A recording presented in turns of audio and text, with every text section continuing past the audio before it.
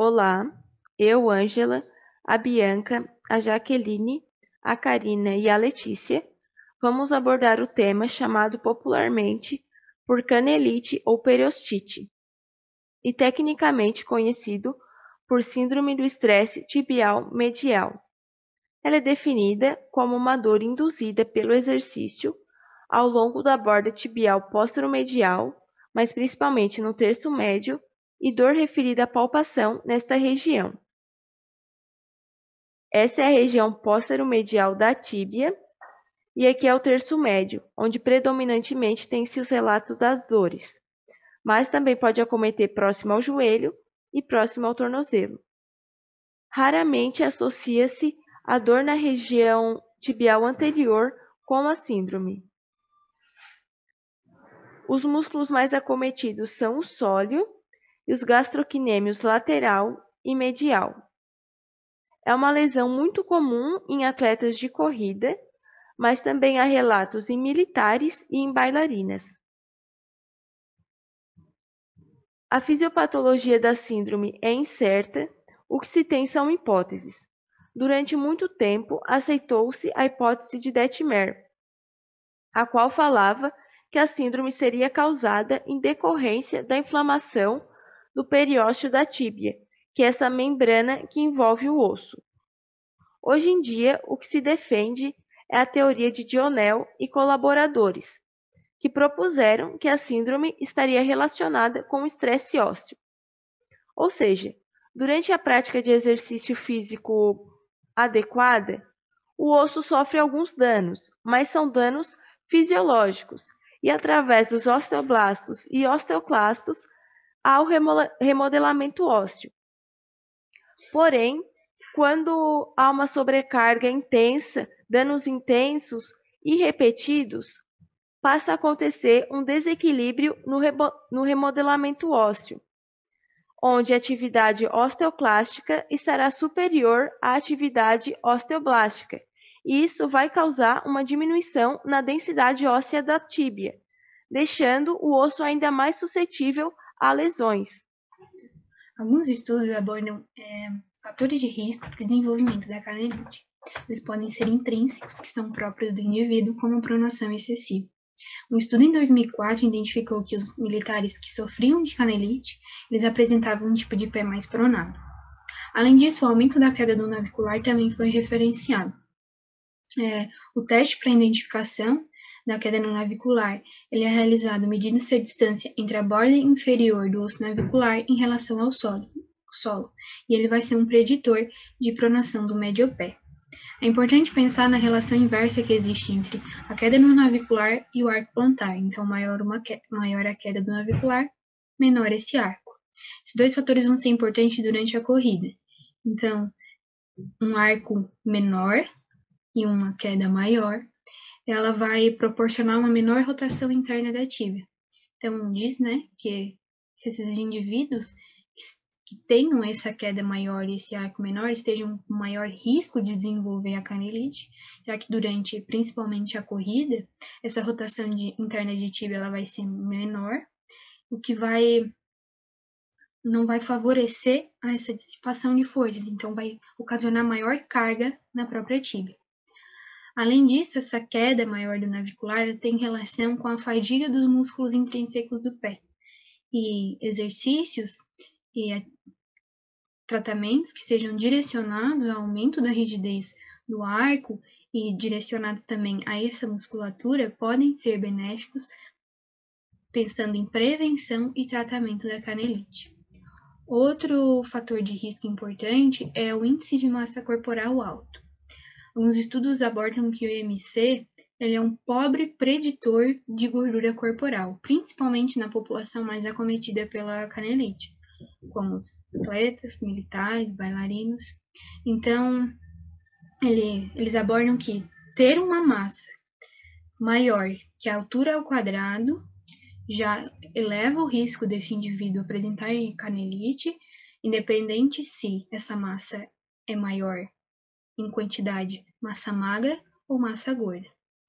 Uma relação que se tem para que um IMC alto predispõem à canelite é que durante uma atividade, principalmente durante uma atividade de impacto, como a corrida, o indivíduo ele vai ter que suportar, muitas vezes, o dobro do peso que ele apresenta. Então, durante essas atividades, a carga vai ocasionar estímulos no osso. Então, microdanos, flexões no osso. E, além disso, as contrações musculares também. Então, quando essa carga ela excede um limite que favoreça a osteogênese, ela pode ocasionar maiores microdanos e pode também levar à ocorrência de lesões.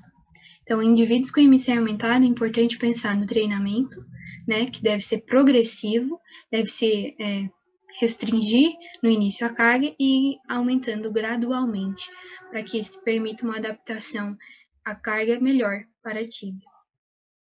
Outra questão importante é que as mulheres apresentam um risco maior de desenvolver canelite comparado aos homens. Isso pode ser relacionado à questão biomecânica, questão hormonal, densidade mineral óssea, alguns distúrbios menstruais, que também são relacionados a questões hormonais, discrepância de membros inferiores, então as mulheres estão mais propensas e têm maior risco de desenvolver a canelite. Em relação ao ADM de rotação interna e externa do quadril, o movimento do quadril ele vai influenciar nas questões das extremidades distais, inferiores. Então, tudo que acontece numa questão proximal pode alterar questões distais. Então, aborda-se que uma ADM limitada, uma frouxidão, né, uma ADM aumentada, ela pode aumentar, ela pode favorecer que se aumente a carga que vai ser disposta na tíbia. Então, aumenta o torque na parte inferior da perna. Já a ADM de flexão plantar, que é o último fator abordado, vai ter alguns autores, eles postulam que indivíduos que vão possuir maior probabilidade de desenvolver a canelite e que apresentam essa ADM de flexão plantar aumentada, é porque eles pousam durante a corrida com o antepé. Então, isso pode aumentar a carga na parte posterior-medial da tíbia, em comparação àqueles que aterrissam com o retropé. Outros fatores são os fatores intrínsecos, devido às circunstâncias. Então, história anterior de canelite, se o indivíduo já apresentou canelite, ele pode ter maior risco de desenvolver novamente. Corredores inexperientes, indivíduos que não têm um treinamento adequado antes, durante e após a corrida, também estão em maior risco. Intensidade da corrida e distâncias mais longas, então excede a capacidade que esse indivíduo tem, então a demanda é muito alta, pode colocar maior carga nessa parte inferior e aumentar esse risco, e corridas com tênis inapropriados ou tênis velhos. O diagnóstico, então, ele vai ser baseado numa história completa e um exame físico também, principalmente da parte inferior, né, dos membros inferiores. A dor, geralmente, ela é localizada na parte posterior-medial da tíbia, é uma dor mais vaga, que inicia com a atividade, diminui um pouco durante o exercício, e assim que o exercício encerra, ela também cessa. Em casos mais graves, ela pode até perdurar no treinamento e também durante o repouso. O exame físico, então ele vai ser realizado testes, uma avaliação específica dessa parte inferior, e o diagnóstico diferencial, ele vai ser observando, né, dor que é mais frequente durante a fratura de estresse, uma dor mais na parte anterior da tíbia, que também tem uma característica mais grave, essa dor, e questões nervosas ou vasculares. Geralmente, para o diagnóstico da síndrome, não é necessário o uso de exame de imagens, mas, se persistirem dúvidas sobre o diagnóstico, eles podem ser utilizados. A radiologia, ela geralmente é solicitada ao final do tratamento conservador, quando esse não estiver apresentando resultados positivos. Geralmente, o achado é essa linha preta, que é um indicativo de fratura por estresse da tíbia. A cintilografia e a ressonância magnética são mais utilizados no início dos sintomas. A cintilografia normalmente é positiva para a síndrome nos 3 primeiros dias após o início dos sintomas. Aqui é um achado de síndrome, onde o reagente ele vai se apresentar de forma mais longitudinal e difusa.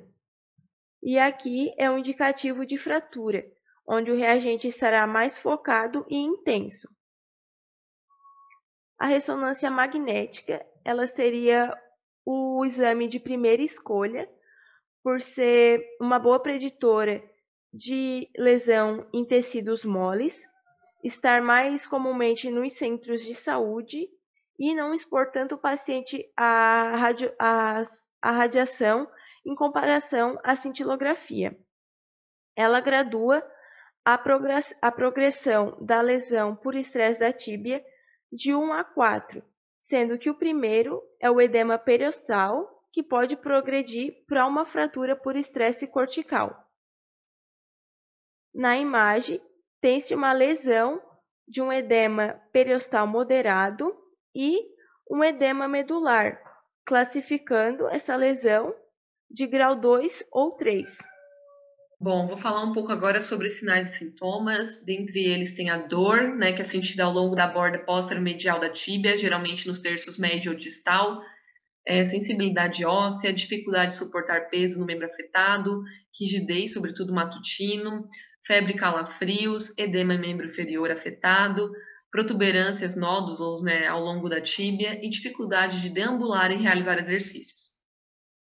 Em relação à avaliação, primeiro a gente deve fazer a anamnese, né, contendo os dados gerais do paciente, história da doença atual e pregressa, a profissão, qual a queixa principal desse paciente, né, qual foi o mecanismo de lesão, né, se é que teve, que medicamento esse paciente faz uso, fazer uma avaliação dos fatores de risco, do histórico familiar, de comorbidades associadas, sejam elas neurológicas ou cardiovasculares, que tipos de calçado o paciente mais utiliza, que atividades ele pratica, né? Qual é a frequência e qual é a intensidade dessa atividade física. E também a gente deve fazer uma avaliação criteriosa da dor, perguntando então sobre a característica da dor, que movimentos que o paciente faz que exacerbam essa dor, que movimentos que ele faz que melhoram a dor e qual a classificação dessa dor. A gente pode graduar a dor através então do questionário de McGill ou de formas mais simples, né, como o mapa da dor ou a escala visual analógica. Na inspeção, então, a gente deve verificar a postura global, né, a postura geral desse paciente, observando curvaturas, posturas compensatórias, o aspecto da pele, né, como é que está essa coloração da pele, se tem equimose, se está cianótica, verificando a presença de inflamação, como é que está a sustentação de peso desse paciente, a gente pode verificar se tem aumento no volume ósseo local ou geral da tíbia, verificar o ângulo de FIC, né, ou o ângulo do passo, verificar se tem edema, sobretudo no tornozelo, a gente pode fazer apalpando o maléolo, né, e vendo se sente ele ou não.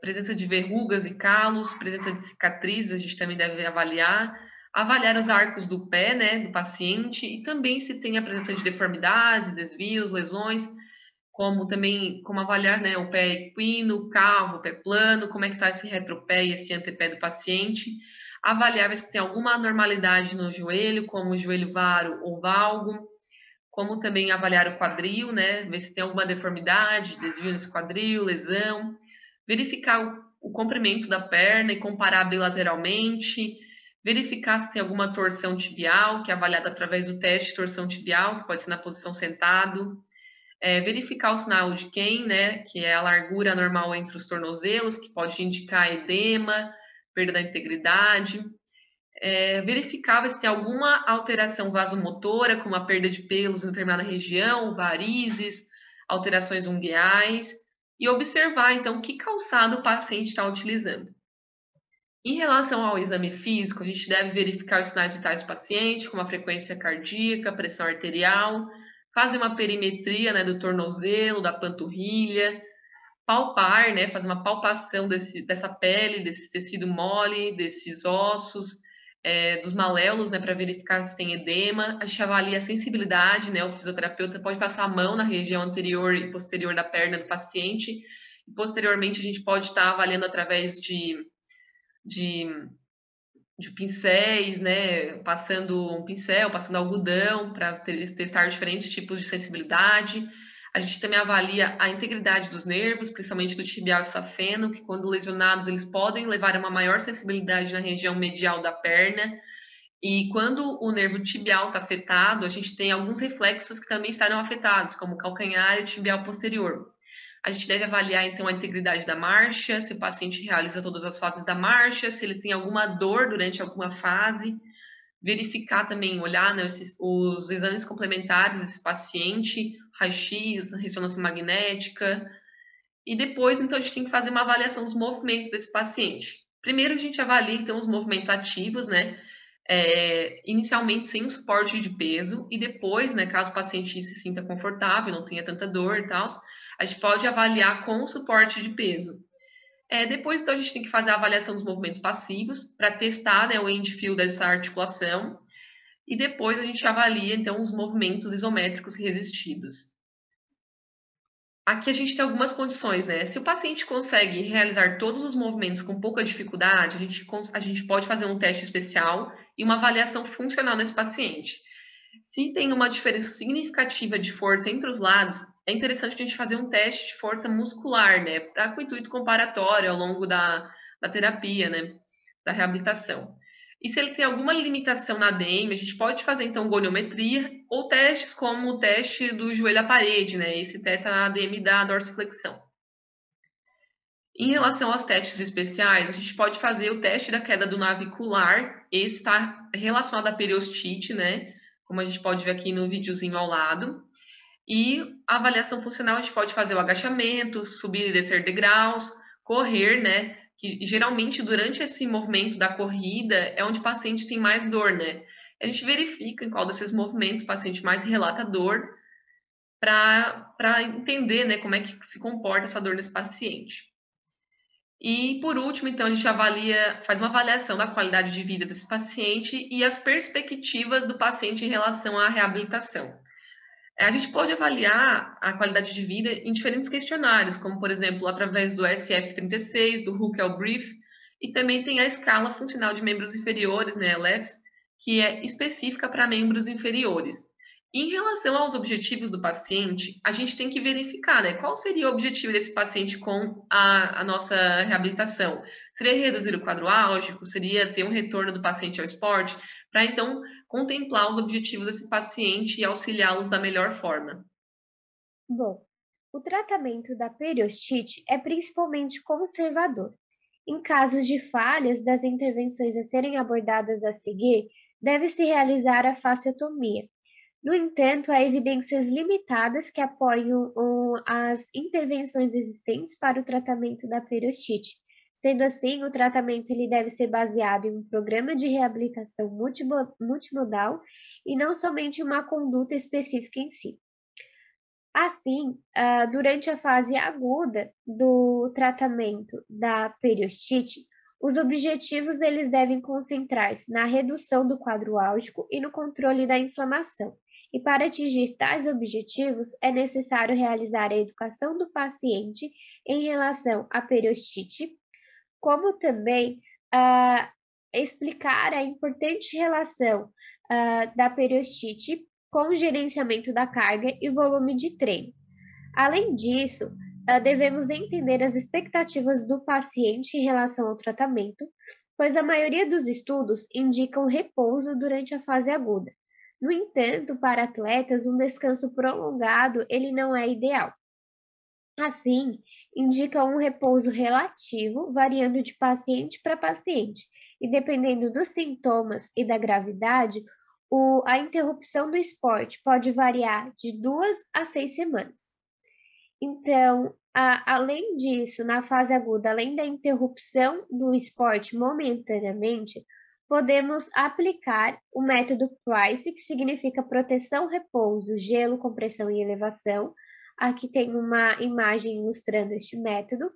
Além disso, podemos utilizar outras modalidades da fisioterapia, como o laser de baixa intensidade, a liberação miofacial, a terapia manual e a terapias de ondas de choque extracorpóreo de baixa energia.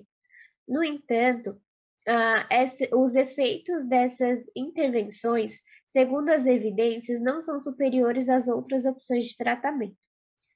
Um estudo ele demonstrou que uma aplicação de tratamento por ondas de choque associado a exercícios específicos de alongamento e fortalecimento da musculatura da panturrilha acelera a recuperação clínica e funcional de cadetes militares. Já na fase subaguda, os objetivos de tratamento devem concentrar-se em modificar os regimes de treinamento e abordar as anormalidades biomecânicas. Eu vou iniciar comentando um pouco sobre as anormalidades biomecânicas presentes na periostite e, posteriormente, a Karina vai prosseguir com esse assunto. Então, na fase subaguda, o paciente ele não precisa interromper totalmente a realização do esporte, mas, como estratégia, ele deve reduzir a distância, a frequência e a intensidade de treino em 50% do que ele treinava anteriormente do aparecimento da periostite. Essa estratégia, ela provavelmente vai melhorar os sintomas sem precisar interromper a atividade totalmente. Então, além disso, devemos orientar o paciente para modificar a superfície de corrida, orientar que ele evite correr em colinas, em superfícies muito rígidas ou irregulares, e além disso, devemos orientar o paciente, então, a correr em superfícies uniformes, que forneçam uma maior absorção de impacto e que possuem uma firmeza moderada, e que esse fornecimento de absorção de impacto cause menos tensão na extremidade inferior. Além disso, durante este período, podemos orientar o paciente a beneficiar-se ou substituir momentaneamente o esporte, a corrida, por exercícios de baixo impacto, como ciclismo, natação, elíptico. Outras condutas também podem ser associadas, como o alongamento de panturrilha, que é demonstrado nesta figura. Claro que tem outras formas de realizá-lo. E o encurtamento da panturrilha é uma anormalidade biomecânica presente na periostite. Além disso, podemos realizar exercícios de mobilidade de exercício com bolas suíças, com bolas menores, com o cicloergômetro, com pranchas de equilíbrio e com exercícios de agachamento e entre outros. Além disso, pacientes que têm indivíduos que têm problemas biomecânicos do pé, eles podem beneficiar-se de órteses. Frequentemente, as órteses de venda livre, que são as semirrígidas e as flexíveis, elas são suficientes para ajudar aqueles pacientes com pronação excessiva do pé e pé plano.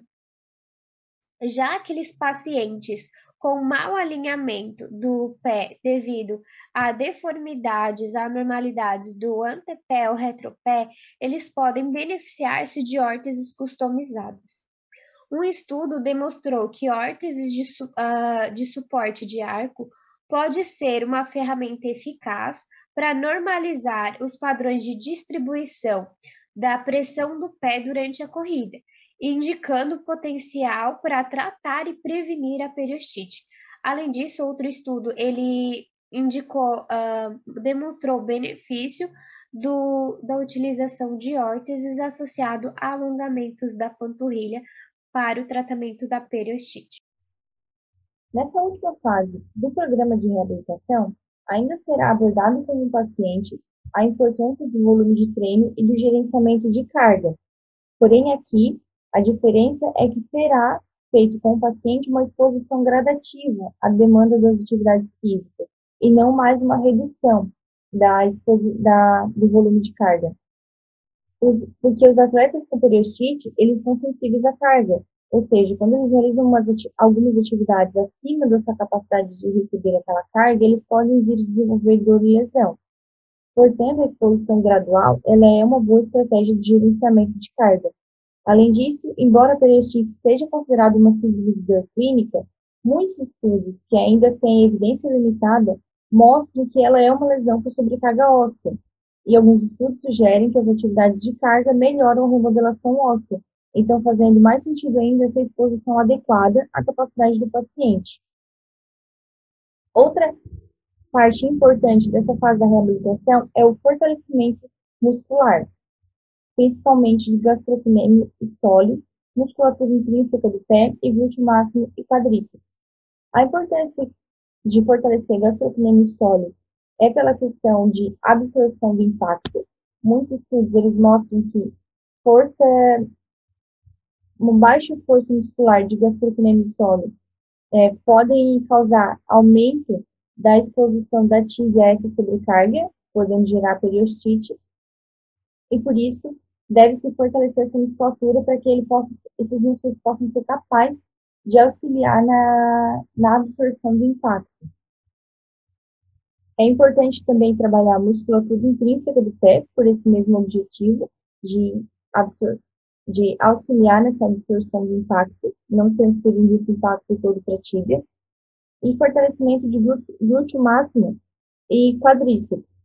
O fortalecimento dessas musculaturas pode melhorar a mecânica da corrida e ajudam a prevenir lesões pelo uso excessivo dos membros inferiores. O desenvolvimento da força muscular melhora a resistência, porém esses exercícios de força não devem ser feitos na fase aguda, porque eles podem aumentar a lesão. Exercícios de equilíbrio, propriocepção e pliometria também são indicados, porque o treinamento do equilíbrio proprioceptivo é crucial na educação neuromuscular, porque a propriocepção ela aumenta a eficiência dos músculos estabilizadores posturais e ajudará o corpo a reagir às irregularidades da superfície de corrida, o que também é fundamental para a prevenção de novas lesões. E também será importante abordar o retorno das atividades funcionais e treinar o gesto esportivo. É importante o fisioterapeuta avaliar se está sendo feito movimentos de forma errada e ajudar o paciente a realizar esses movimentos da forma melhor possível para evitar novas lesões. Essas são as nossas referências. E muito obrigada.